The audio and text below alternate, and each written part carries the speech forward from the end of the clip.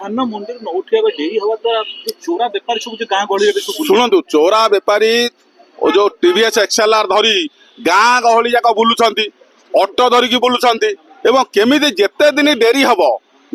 ମଣ୍ଡିରେ ଧାନ ବିକ୍ରି ନହେଲେ ସିଏ ଯୋଉ ତରତର ହଉଥିବ ଚାଷୀ ତରତର ହେଇକି ସିଏ ବ୍ୟବସ୍ଥା ଭିତରେ ତାର ଯୋଉ ଧାର ଉଧାର ବା କହିଲେ ଆପଣଙ୍କୁ ସେ ବାରମ୍ବାର ଯୋଉ ହାତ ଉଧାରି ଧାର ଉଧାରି କି ସୋସାଇଟି ପାଖରୁ କୋଉ ଜାଗାରୁ ପଇସା ଆଣିଥିବ ସେ ପଇସାଟି ସୁଧିବ ନହେଲେ ସୁଧ ଦେଇ ସେ ମରିଯିବ। ତେଣୁ 800 ଟଙ୍କା ଏପଟେ ଅଧିକ ମିଳିବା ପାଇଁ ଯୋଉ ବ୍ୟବସ୍ଥା ହେଇଛି ସେ ସୁଧରେ ହଇରାଣ ହେଇଯିବ ଭଳିଆ ସିଏ ବ୍ୟବସ୍ଥା ବିବ୍ରତ ହବ କେମିତି, କାରଣ ମଣ୍ଡିରେ ଯୋଉ ଅବ୍ୟବସ୍ଥା କରାହଉଛି ଲୋକଙ୍କ ପାଖକୁ ଏପର୍ଯ୍ୟନ୍ତ ମେସେଜ ଆସୁନାହିଁ। ତାର କରିଦିଆଯାଇଛି ଅଂଶ କରାହବ ଆପଣ ଯୋଉଟା ସରକାରକୁ ଆମେ ଆସିବୁ ତେଣୁ କହିଯାଇଛନ୍ତି ଲୋକ ଯେ ଚାଷ କରିଛନ୍ତି ତାଙ୍କୁ କରିଛନ୍ତି ପୁଣି ମିଲର ମାନଙ୍କ ସହିତ ସଲାସୁତରା କରି ତମେ ମୁନାଫାରେ ବେପାର କର ଆମକୁ ଅଳ୍ପ ଯେମିତି ବିକିବେ ଆମେ ଅଳ୍ପ ପଇସା ଆମେ ତାଙ୍କୁ ଦେବୁ। ତେଣୁ ଏ ବ୍ୟବସ୍ଥାକୁ